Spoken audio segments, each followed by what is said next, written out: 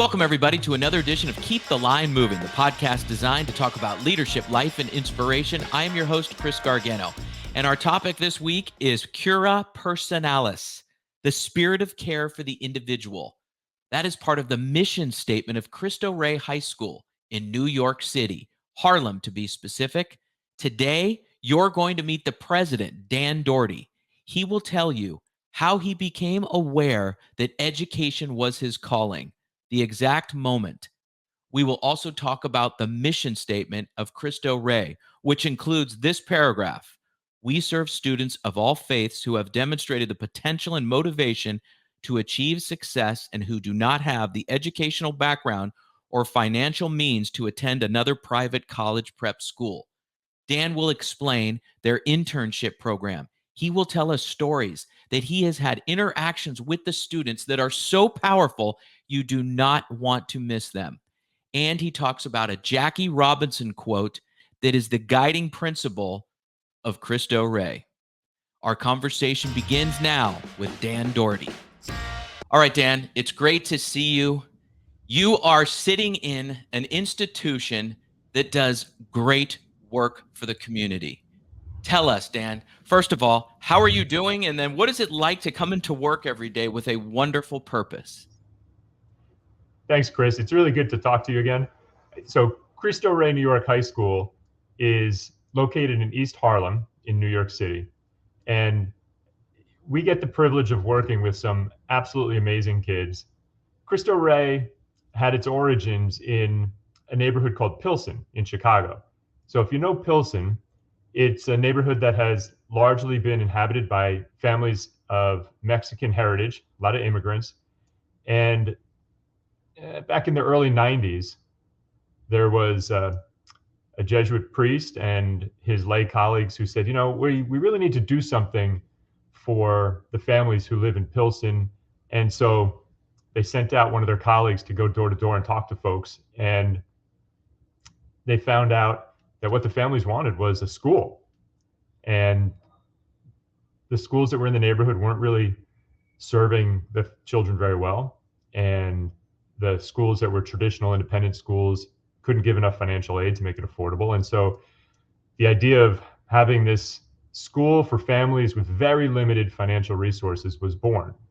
And Cristo Rey started with this old school, but very innovative idea of what if every student had a job and they earned the money to help pay for their own education.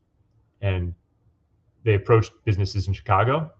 The idea took hold and worked and has spread across the country since then. So Cristo Rey New York, where I work in Harlem, launched 20 years ago. And we've been serving the community here since then. What a story. So needless to say, in the 20 years, you have seen many students. I know you haven't been there 20 years. However, and we'll get to when you started, I believe in 2018. But let's look at this, Dan. You have seen students come in as freshmen, leave as seniors, and their journey is impacted by being in the community and being able to help local businesses flourish. It's such a win-win situation. That's the key. It's such a win-win. Describe that, the evolution of the student going from, I know we're getting right to it, but it's so interesting and fascinating, from freshman to senior year. So imagine yourself at 14. I know when I was 14, my jobs were like cutting lawns and, picking up recycled newspapers. It was nothing like going to work at a major bank or a law firm. And the students that we bring in as ninth graders, they're 14 years old. They have no experience with the professional workplace yet. And yet we train them to be ready to go and interact with adults in some of the best companies in the world. And so when they come in at the beginning, they're pretty scared. I got to be honest. They don't really know what to expect, and they have to build their courage to go out into these offices. But quickly they recognize that I belong here and I can do what is asked of me, and I get feedback from my adult colleagues and I learn from it. And what started as a funding mechanism for the school, the students earning money to pay for their own education, in about 3 seconds turned into this incredible learning experience. And so by the time the students are seniors, they've got this maturity and perspective on the world and an idea of what's possible for them in the future. So college means a lot more. It means this is a path I can see myself becoming one of the people I worked with in the office. And maybe I never knew about banking or insurance or engineering or becoming a doctor in a real tangible way, but now I do, and I want that. And now I see a path to get myself there.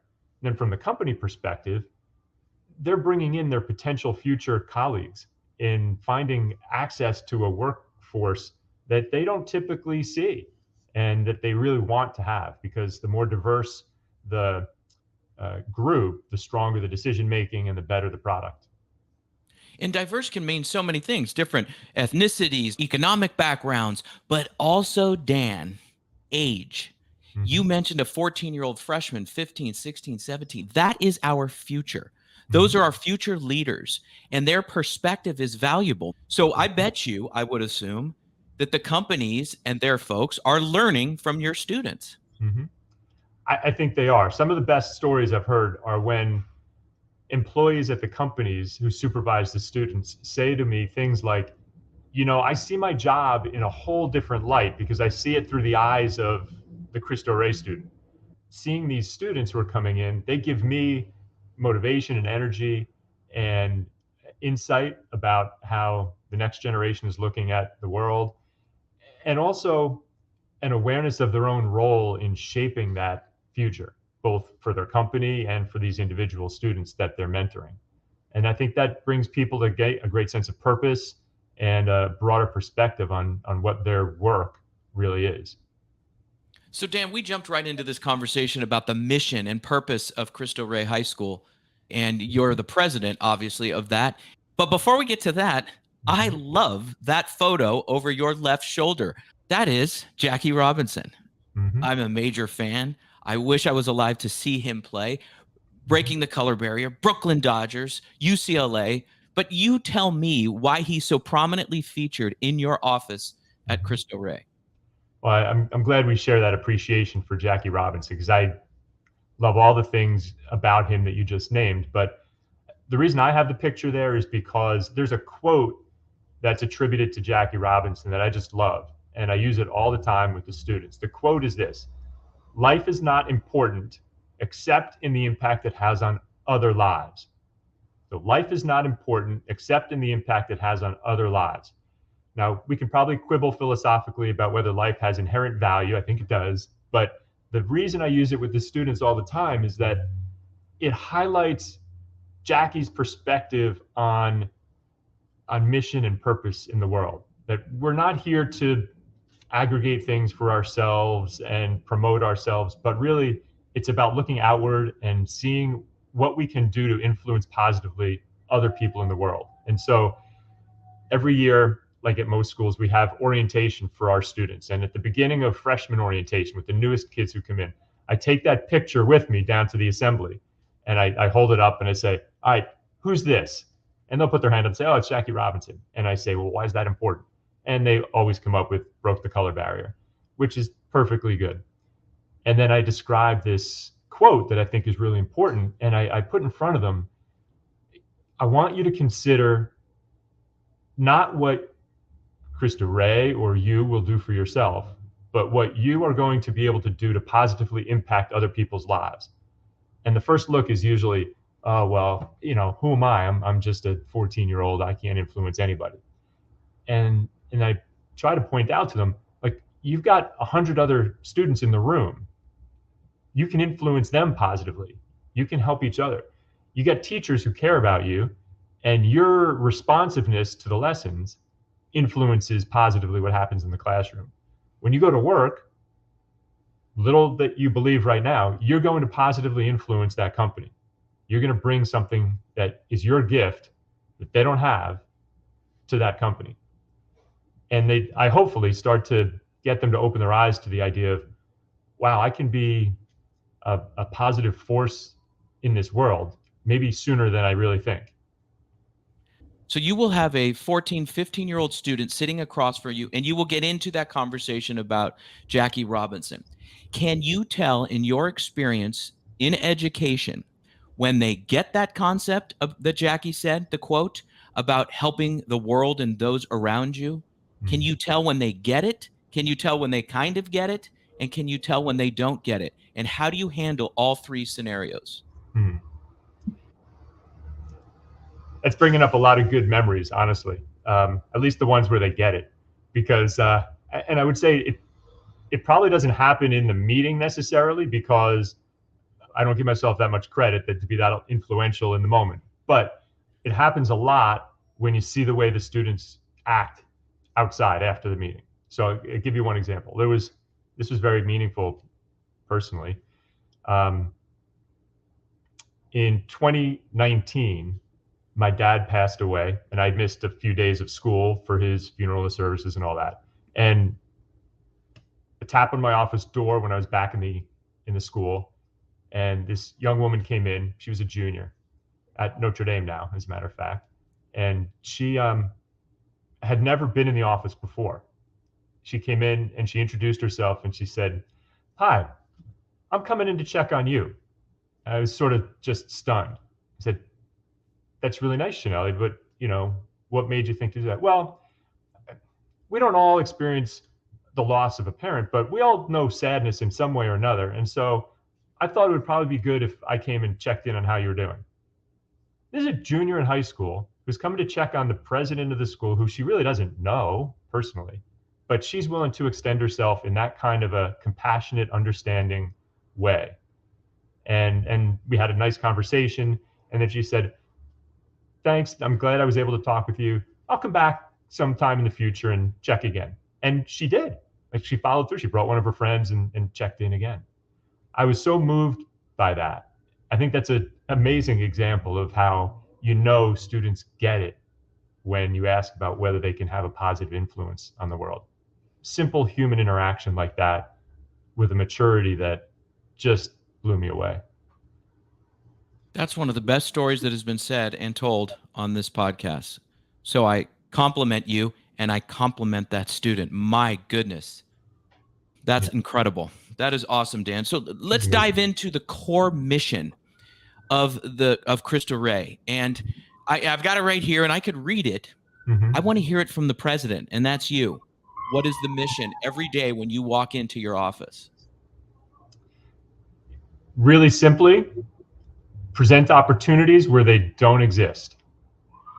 And particularly, Cristo Rey's premised on the idea that there's so much talent in our cities that goes unfulfilled for the lack of access to high quality college prep academics and the lack of access to workplace preparation.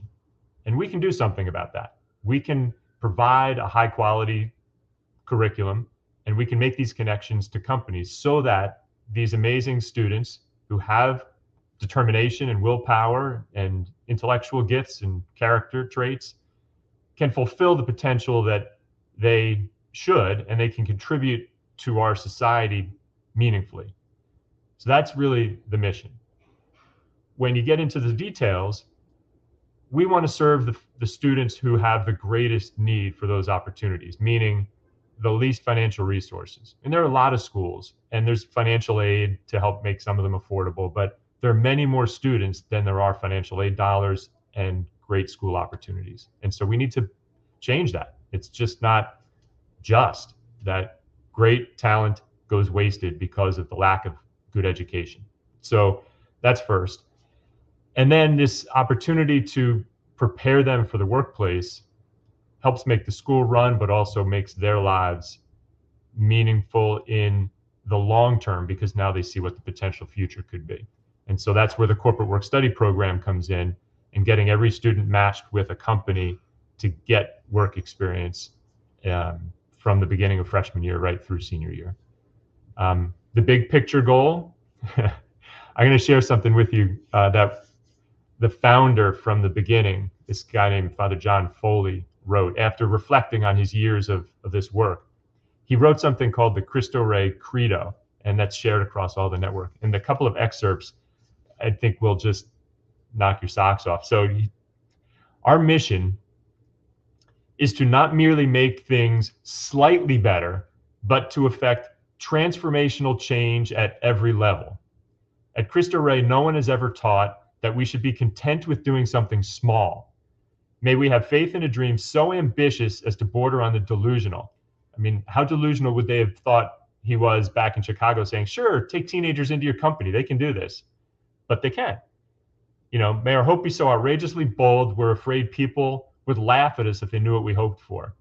May our love lead us to fly in the face of human logic and make us instruments that take away the pain of frustrated potential and lack of opportunity to bring true and lasting happiness to all of America.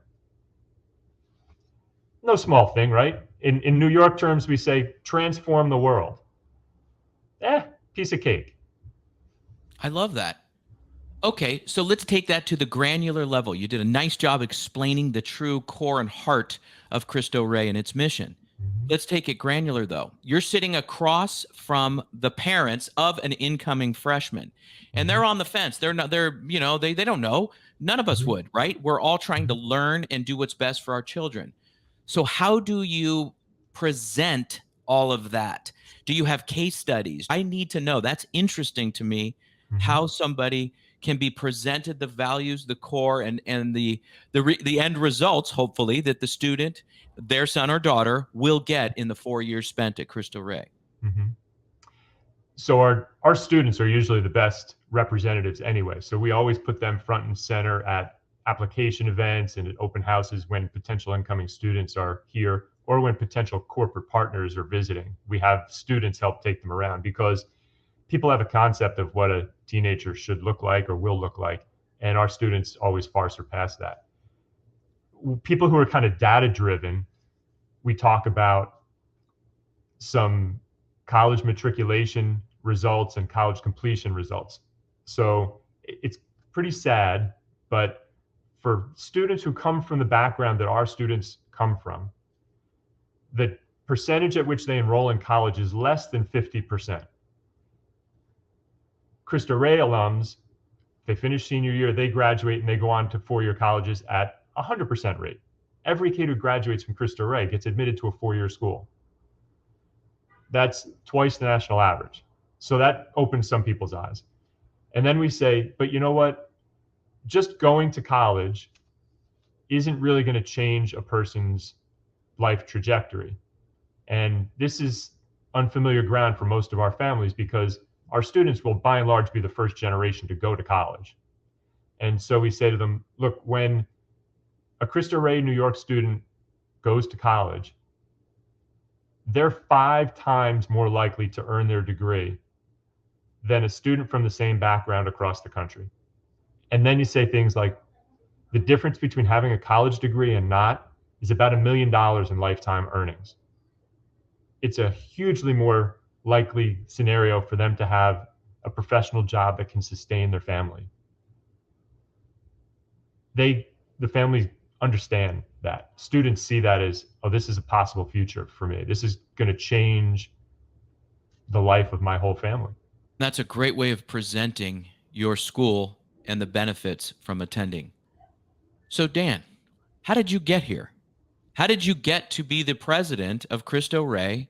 How did you get here? Tell us about your leadership journey and the influences perhaps that have you in this wonderful position.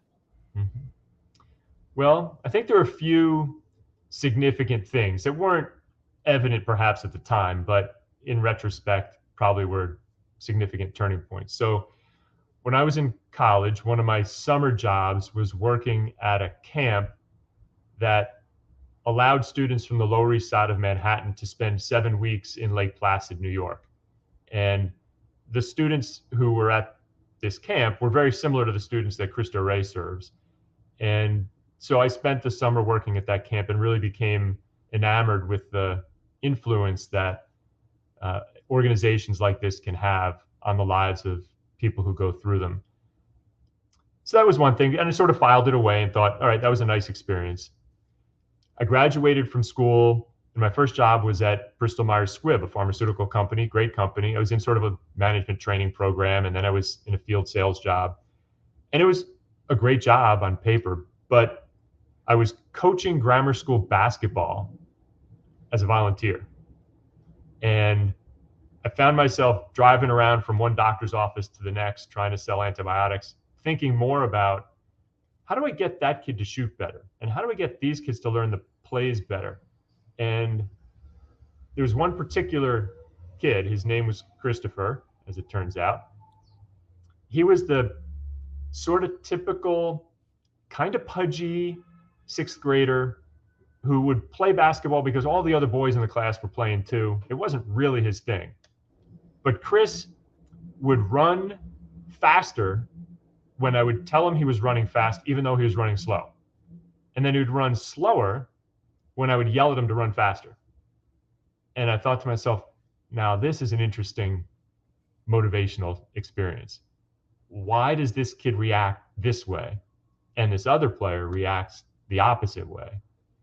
And that started me going, if this is really that fascinating to me, I should do this full time somehow, not sell drugs. And that led me to starting to transition into education. And I got my first job at a school here in New York City called Regis High School as a college guidance counselor and a baseball coach, which is probably better because baseball is the sport that I know and love more and could coach that better than I could basketball.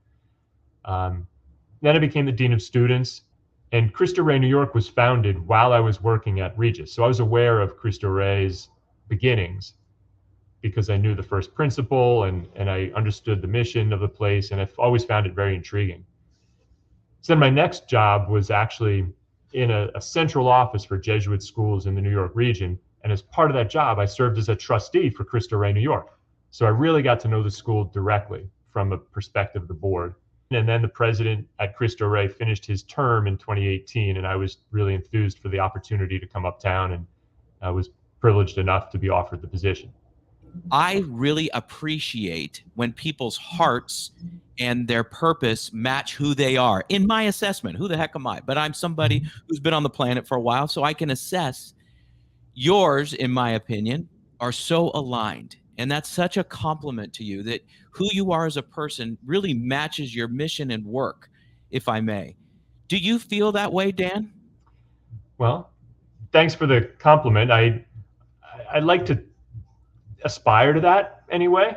I'm reminded of a conversation that my college roommate and I had at one point, and he and I had both worked at that summer camp together, and we came back from it and had this debate about, would you rather be a person who's in the arena doing the work with the people you're trying to serve with, or would you be better off doing some career that's more potentially financially lucrative and funding those things from a distance? And I picked in the arena. And I hope, like all of us, I'm trying to aspire to have integrity, and not in the sense of just honest, dishonest, but in the sense of merging, the true purpose of who we are with what our deepest desires are, and being consistent in those things. So I think I've made the right choice. Wonderfully said. And I didn't plan this. Hold on a second, because I like to do a lot of research, but I didn't plan this part, but I'm going to grab something. Hold on. Okay. You're talking about the arena, right? Mm-hmm. I have the Theodore Roosevelt quote right here about. There you go. That was part of it's the man in the arena. Well. Yes. The man in the arena. All right. Here we go. All-star moments. Are you ready? Okay. We'll close it out strong, my friend. 1, how do you deal with adversity? Persistence and resilience. 2, how do you give yourself fuel? Exercise. 3, what does never give up mean to you? Jim Valvano. I'm not sure everybody listening will get that, but I hope many do.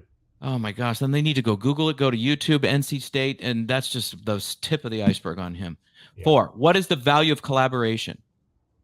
The enjoyment of being with other human beings, better outcomes, and a stronger community.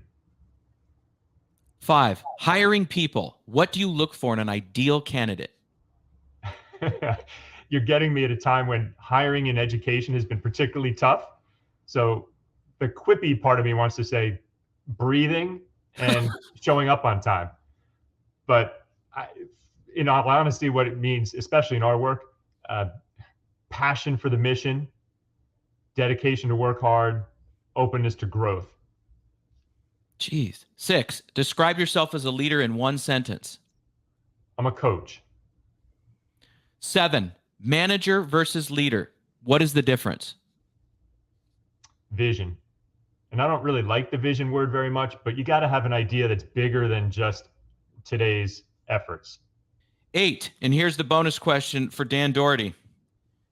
Who's the best Yankee of all time? It's kind of hard not to have Babe Ruth in the list, but I will say that my guy's always been Don Mattingly. I don't think he's the best Yankee ever, but he's my guy. I thought he could field, he could hit, he was passionate, he was gritty. So I love watching Don Mattingly play. That's awesome. It's so wonderful spending time with you. Thank you so much. It's been my pleasure, Chris, and I love sharing the mission with folks. So if people want to get involved in Cristo Rey, the door's open to become partners with us as a company, to come visit the school and support the kids that we're involved with. It's just such a meaningful thing to do, and it's a privilege to share it with people. So thanks for the opportunity to talk with you about it, and it's been a real pleasure. And we thank Dan very much for being on the show. My number one takeaway, well, I have two moments from Dan's conversation. One, the story of Shanelli walked into his office shortly after his father passed away in 2019 and asked him, "How are you doing?" That was an amazing story and a rich anecdote to show the values of Cristo Rey. She later went on to Notre Dame. Fantastic. The second story is about the quote from Jackie Robinson: "A life is not important except in the impact it has on other lives." And when he starts to see students understanding that through their internships or their interactions in the hallway at Cristo Rey, or however they can see that that is getting through and that rich environment is being enhanced on a daily basis. We thank Dan so much for being on the show. And we thank you each and every week for being part of Keep the Line Moving. We will see you next time. Have a great week, everybody. Every week, you hear guests on this podcast talk about some of their biggest leadership challenges. As a leader, you want to make an impact on those you lead and reach your organization's goals, while also optimizing your time management. Wherever you are in your leadership journey, we could all use some help. This is what we focus on with our group and individual coaching services. To book a call or get more information, email me directly at chrisg@garganoleadership.com or visit our website at garganoleadership.com. For our podcast and video producer, Jack Radutsky, and our marketing coordinator, Savin Narwal, have a great week, everybody.